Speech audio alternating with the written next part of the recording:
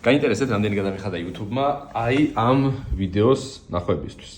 მოკლედ, როგორც იცით, მაქვს რამდენიმე გლობალ YouTube არხი, ხოლო ამ ვიდეოში განახებთ რამდენი გადამიხადა YouTube-მა 5 მილიონ ნახვაზე, რამდენი გადამიხადა 50 მილიონ ნახვაზე და რამდენი გადამიხადა 235 მილიონ ნახვაზე.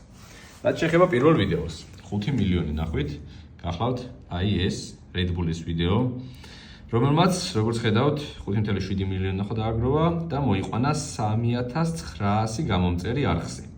ხოლო რაც შეეხება თანხას, დადამ $134.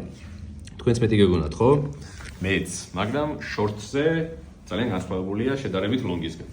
შემდეგი ვიდეო 50 მილიონი ნახვით. აი ეს არის ვიდეო, რომელმაც მოიყვანა არხზე 97400 გამომწერი, ხოლო გამომუშავებული თანხა შეადგენს $1146. აქაც ალბათ მეტის მოლოდინი გქონდათ. რაც შეეხება 235 მილიონ ნახვას. მანამდე გეტყვით, რომ ზუსტად ამ თემებზე სასაუბროთ ვიკრიბებით 20 ივნისს Global Tech Week-ის ფარგლებში, სადაც შეხვდებით ჩემს გარდა სხვა ქართველ და არა მარტო ქართველ კონტენტ კრეატორებს, ასე რომ ლინკი აღწერაში იქნება მეტი ინფორმაციისთვის.